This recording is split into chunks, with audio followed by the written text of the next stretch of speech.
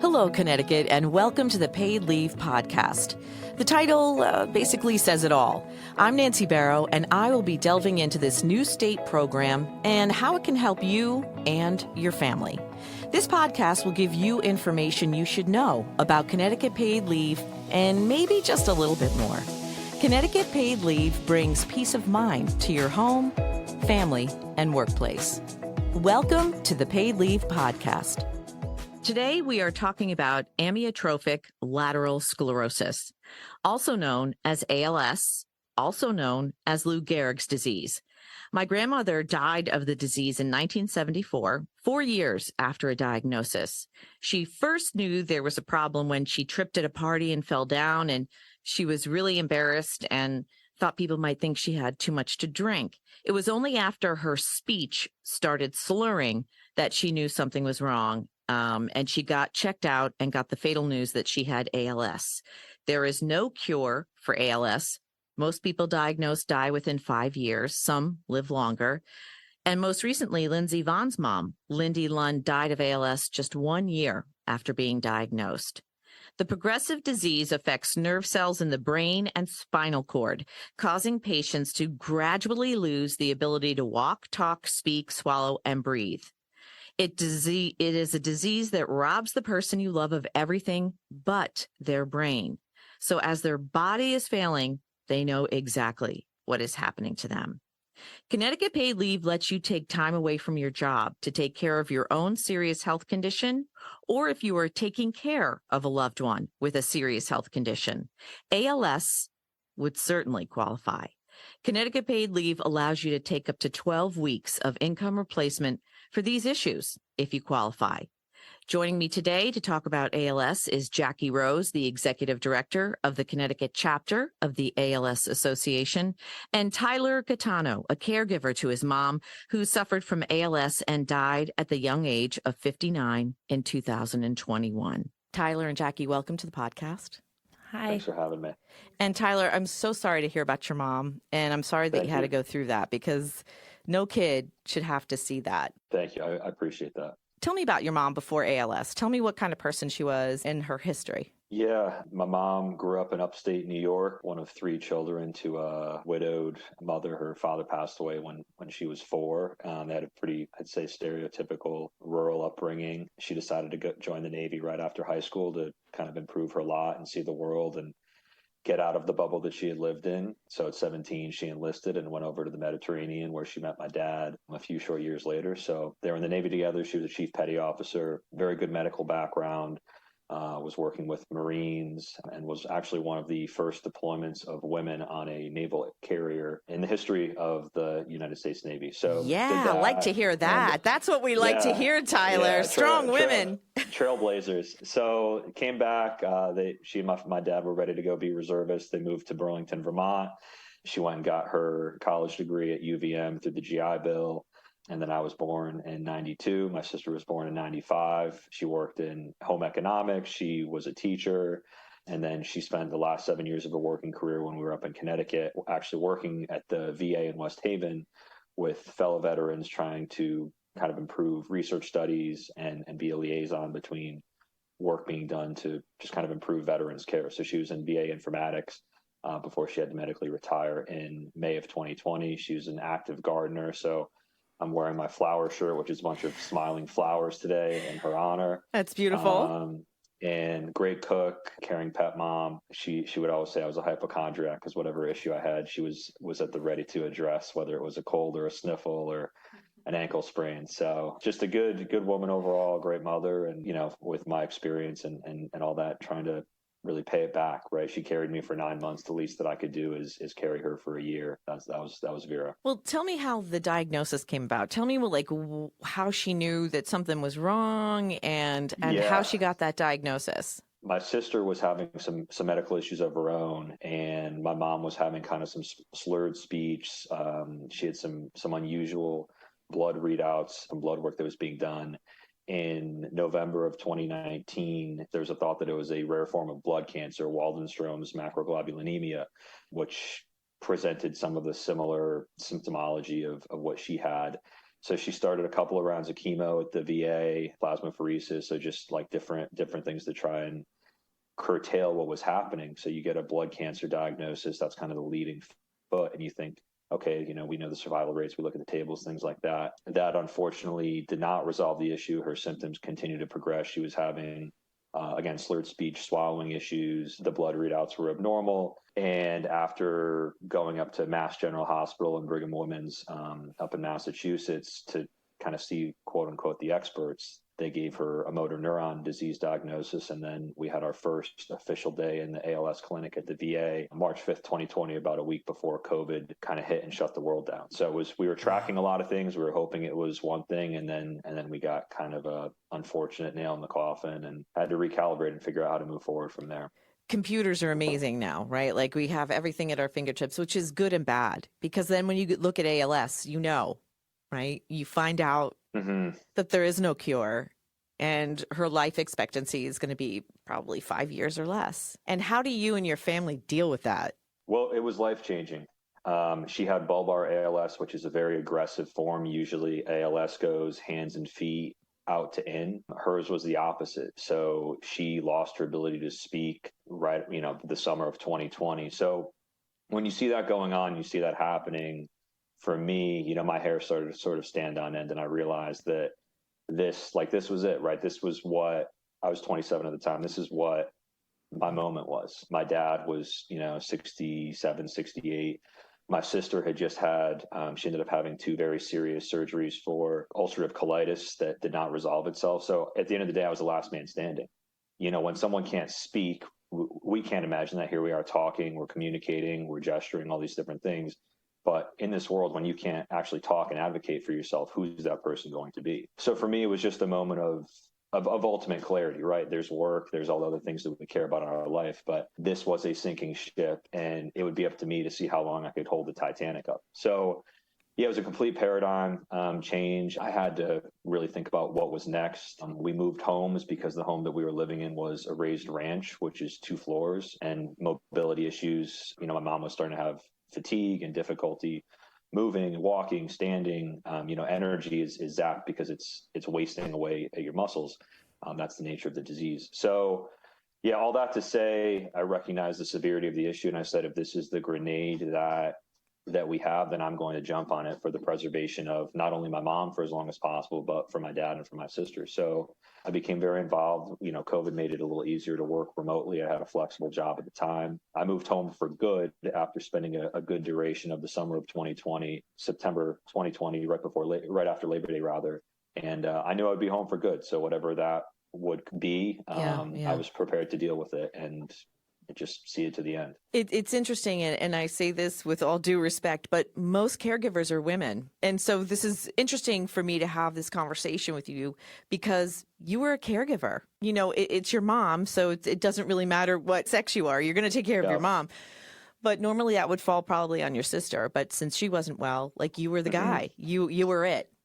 Yeah, it's a hollow feeling to realize the necessity of what's required of you. But I'm really glad that through their parenting. And I told my mom this, I'll never forget. We were in our house in Connecticut, and I said, I'm doing such a good job of this because of the way that you and my dad raised me. I'm kind of tearing up over here just thinking about it. It was a really, right, like how often do you get a chance to repay in like the deepest and most emotionally intense, physically involved, mentally exhausting way possible? I would never wish that on anybody, but that's just the set of circumstances we found ourselves in. So with a bulbar diagnosis, the 2 to 5 year window that we usually think about is even more compressed. So here I am reading National Institutes of Health articles that are, pretty clearly stating to me that you're looking at maybe 14 to 18 months. Again, everything's a range, everything is relative, but she was having, symptoms dating back to, again, November of 2019. So the clock had already started. We needed to move houses. We needed to move into a new house, which was the hottest housing market ever. Everyone's leaving these cities. Yes. Oh my goodness. Right. We have an immediate need for a new home.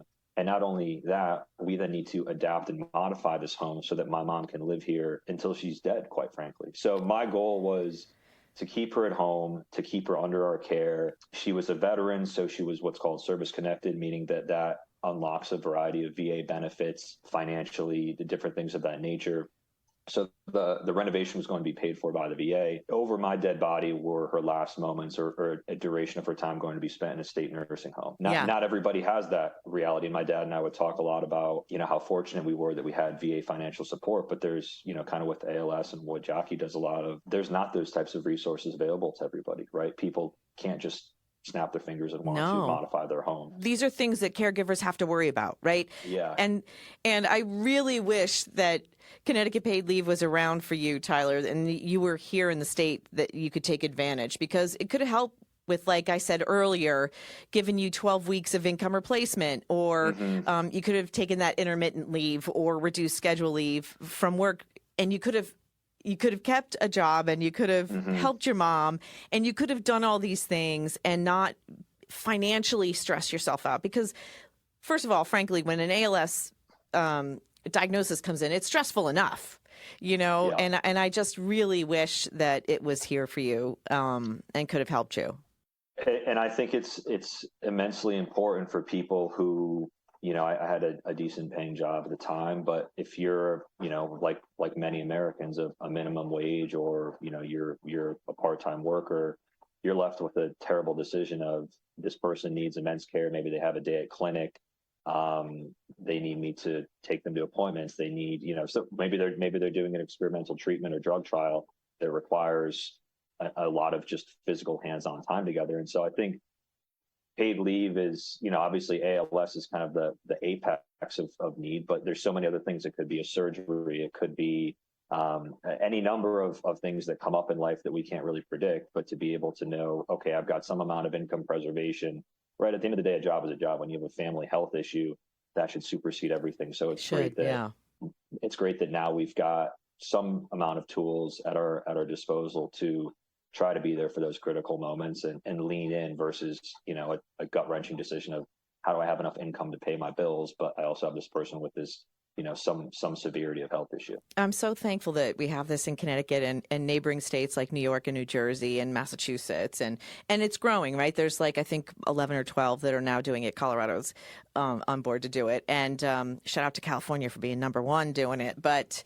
let me turn my attention to Jacky for just a minute. Do you think that Connecticut paid leave will help with the patient's early diagnosis, like when they're still able to work and maybe they need to go take those doctor's appointments, or maybe they do have to take treatments? Do you think that would help patients in the beginning stages of a diagnosis? Absolutely. I think so many of our people who are first diagnosed with ALS, they want to do everything to hold on to their job. It helps them help out their family. It gives them the social interaction with other people out in the public. And it's what a lot of us do every single day. So, with an ALS diagnosis, that shouldn't mean that you have to immediately quit your job. If anything, COVID taught us how much technology can do with us. I know, right? With working remote and different types of schedules. But the trials that are available for people living with ALS are all over the country right now.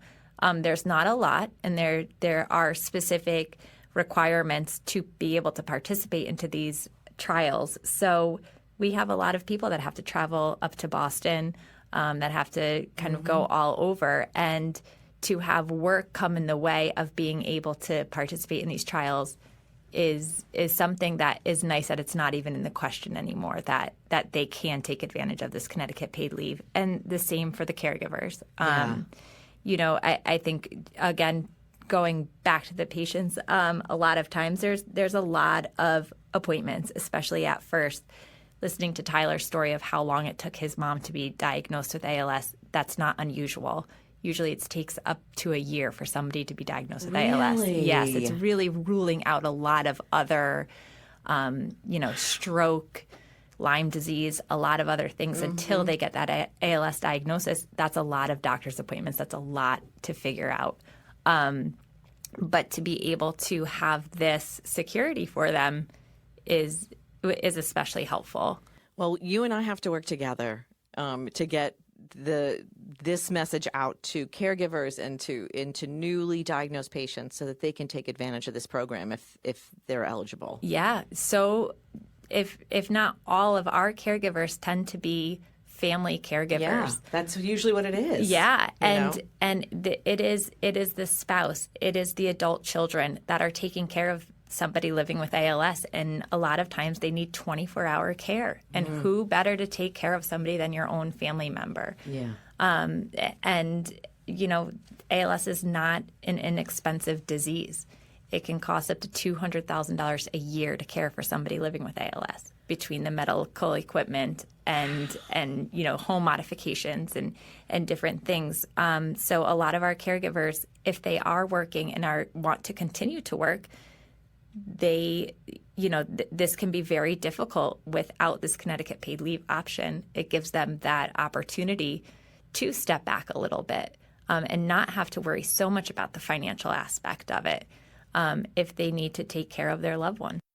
Yeah, I think it's going to open up just a lot better avenues of care, right? We talk about, like, certainly money and financial things are involved, but the intangibles of being able to be there for a loved one, like your dad. Yeah, there's, and then even for the person that has ALS, like, versus getting on a bus or, other modes of transportation, it's somewhat of an isolating disease. So to be able to have any family member that can essentially escort you, communicate, the needs of anyone with ALS are so diverse and can be very intense. Who, as Jack was saying, who better to know what's needed for these visits than your own family member? So, yeah, I hope it'll be transformative, and I hope it will make decisions financially for people that are very difficult a little bit easier to know. Okay, at least I've got 2 months, 3 months that I have at my disposal, and I can tap into whether it's the beginning, middle, or even the end, and kind of work around that. And I think it's a great start. I'd love for us to continue to build on it. And as you're both saying, something national would be amazing. But there's certainly a need. As we know, I think the number was something like 55 million caregivers in the U.S. The baby boomers are getting older. Yep. It's just going to continue to be something that has to be focused on. And it's good that Connecticut is trying to be a leader in this field versus a laggard. Tyler's mom was really lucky that she was with the VA and had all those resources. But are you connected with ALS doctors and care teams who specialize in ALS care here in Connecticut? Yeah, so we're really lucky in Connecticut. We have a great team at the Hospital for Special Care in New Britain. They have an ALS certified center of excellence there, meaning that they have a team of specialists from neurologists to physical therapists, occupational therapists, speech, dietitian, respiratory therapist, and everything in between. They are where a majority of our people living with ALS will go see that team. We work very closely with them. We help fund that clinic, and we also have a social worker from our chapter at that clinic as well. The VA in West Haven is also an ALS certified center of excellence, so they have that same multidisciplinary team. They're excellent. We are working with neurologists all over the state at Yale, Dr. Desai at Greenwich Hospital. So we are we work very closely to make sure that any person living with ALS in the state of Connecticut are aware of our chapter and the programs that we're able to offer. Because we are able to help a lot with some of those things that insurance doesn't cover. And even some of the support services that maybe the VA does, they do help out with, but we do have support groups. We do insurance covers power wheelchairs. However, the progression of this disease is fast. Yeah. So if somebody needs a power wheelchair, they might not have those few months to wait for their custom chair to come in. So in the meantime, we partner with New Motion, and we have a bunch of power wheelchairs in our warehouse that they're able to get out to people immediately and get them the help and the equipment that they need.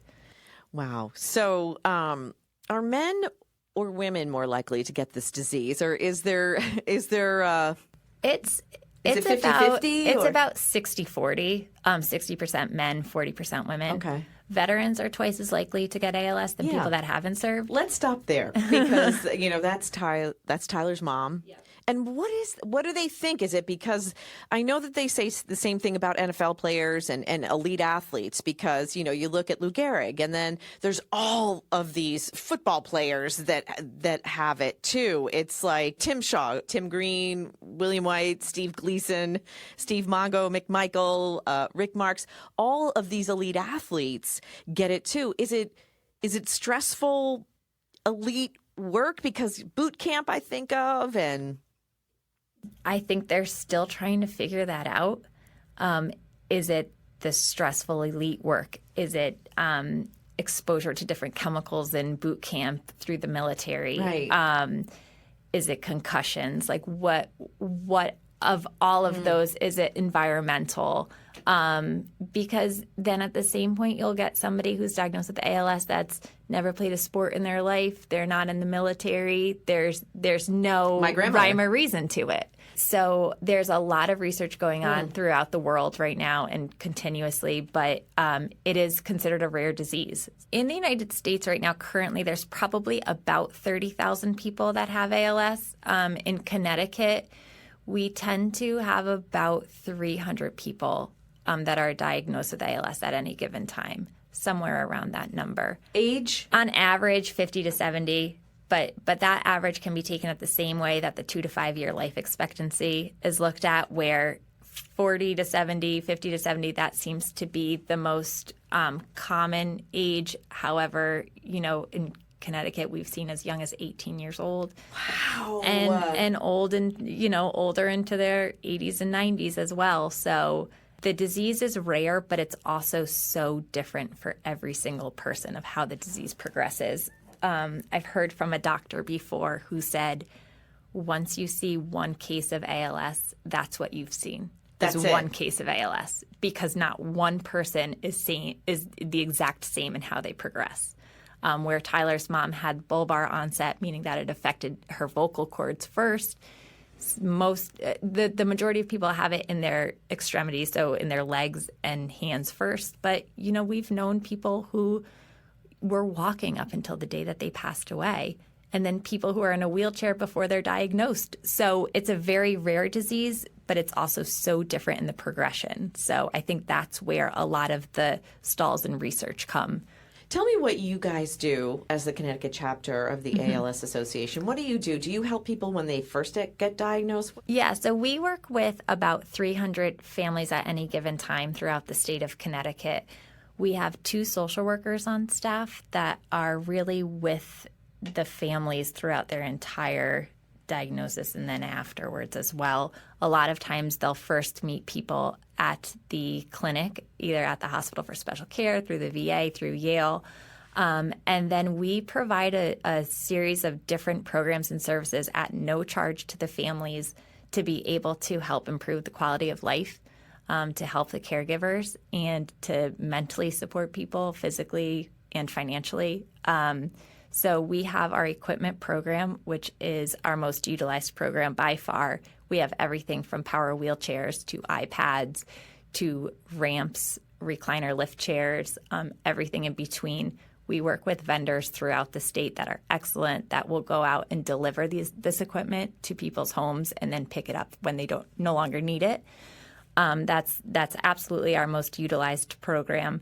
We also have a transportation program. So we work with CTS out of Trumbull, Coordinated Transportation Solutions, as well as some van rental companies. And we're able to get people living with ALS to anything that they need. So whether it be a wedding, a doctor's appointment, a research trial, they just want to rent a van for the weekend to see the fall foliage, we're able to cover the cost of all of that.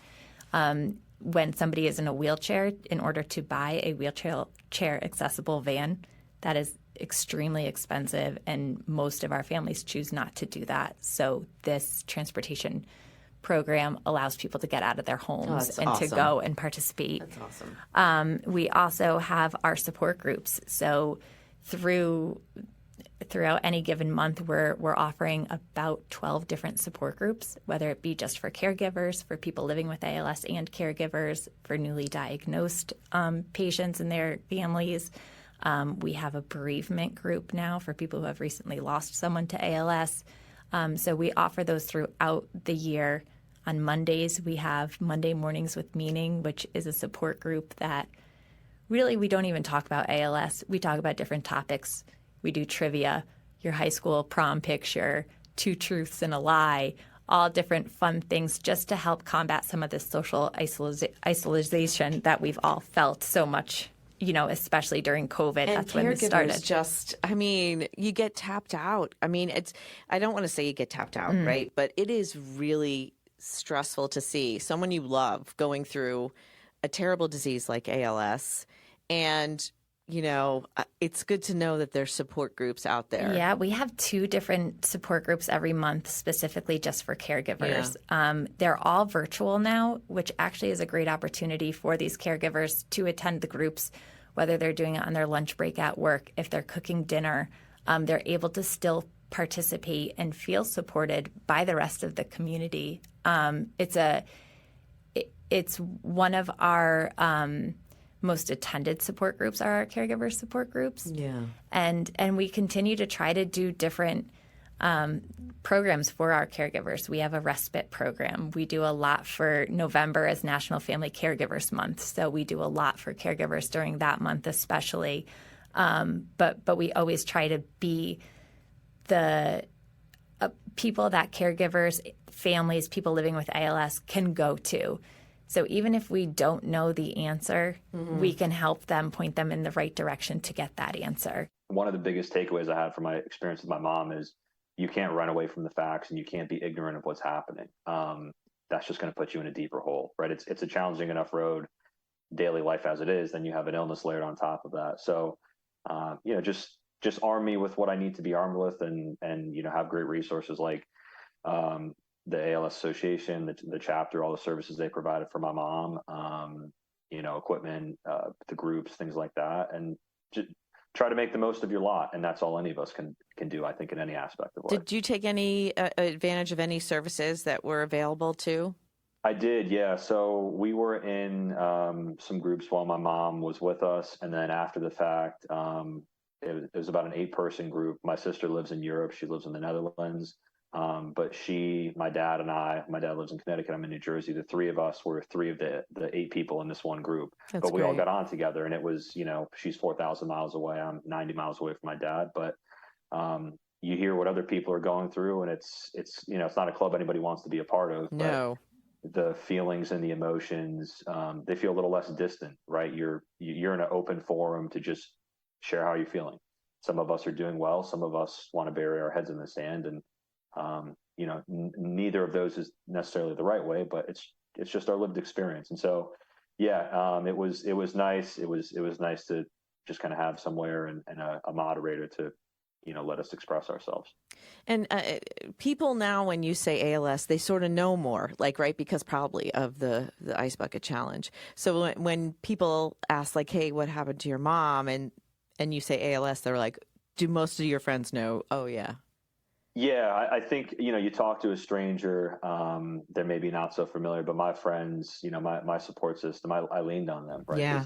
These guys helped me move. They helped, we didn't hire movers over 50 days. My dad, my uncle, my friends, we had to move an entire home from Shelton to Orange. That's what friendship is about, right? I don't need to call you and talk about the sports game. I need you when I'm in the trenches trying to make heads or tails of this situation. So yeah, I think people are more familiar. I think, and Jacky could speak to this as well. The more you talk to people or express it, it's, you had a grandmother. It's kind of like Kevin Bacon, right? There's 6 degrees of separation where it's really not that unfamiliar. And I think talking about these things and Act for ALS, which was this incredible funding of $100 million a year, it's not so hidden. It's not this vague disease that we just know from a baseball player 90 years ago. And that's all we can try to do is just inform people and make it in the public conscious and try to affect change. Tyler, what do you hope that comes out of, your mom's illness and you going through this as a caregiver? What are your hopes?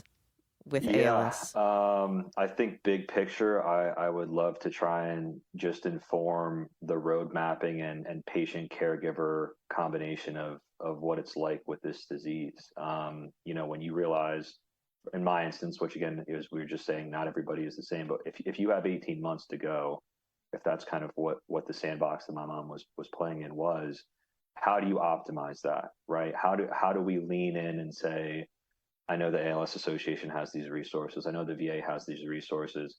How can I put my best foot forward every day? And how can I be armed with as much information, resource, all those different things to do the best I can for as long as I can. And I'll let the chips fall where they may. So I think for me, I've gotten involved in a couple of different organizations. I've helped a group out of Chicago, kind of put some caregiver guides together.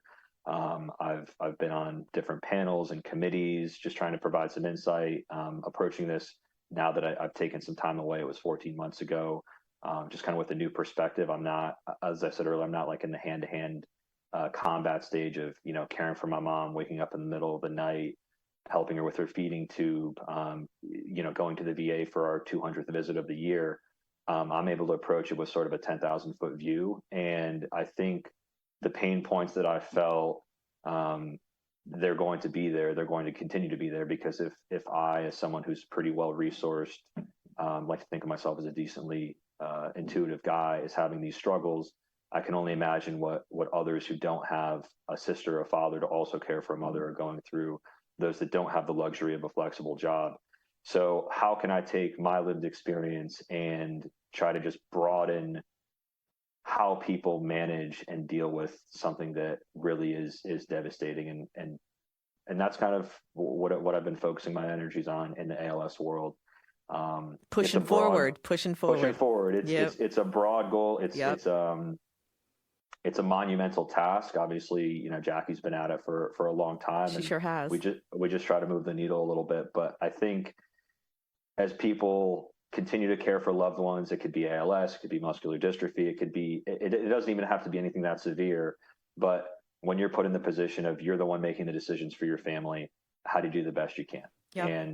And that's kind of where my sails are pointed right now. Well, I would love to be able to get information about Connecticut paid leave benefits to ALS patients and their families. It's a great program, and if they qualify, it could alleviate so much stress at a terrible time. So let's work together. Absolutely. On making that happen. We can do anything to help people like Tyler and his family. And I want to thank you both for coming on the podcast. And how can people get in touch with you, Jacky, if they want to get more information? Sure. Our website is alsact.org. People can email me directly. My name is Jacky Rose, J Rose, like the flower, at alsact.org. Or they can call us, 203-874-5050. Tyler, I have a feeling that you would be a great asset to work for ALS. We're figuring that out right now. I've got a couple things in the works. Lived experience is the greatest educator. There's no real replication of what I went through and the knowledge that I gained, as painful as it was. So yeah, trying to figure out that proper balance for myself right now. Well, you're a remarkable person. That's all I want to say. And thank you so much for letting us get to know you, Tyler, as a person and a caregiver, and a little bit more about your mother, as a person, not just someone with ALS, because she seemed like a very special person. I wish I could have met her. We would have had a lot in common. we could have chatted a lot and talked about flowers a lot. Yeah, I appreciate you having me on it and getting a chance to talk about all this. Well, thanks again to both of you. For more information on Connecticut paid leave or to apply for benefits, please go to ctpaidleave.org. This has been another edition of the Paid Leave Podcast. Please like and subscribe so you'll be notified about new podcasts that become available. Connecticut Paid Leave is a public act with a personal purpose. I'm Nancy Barrow, and thanks for listening.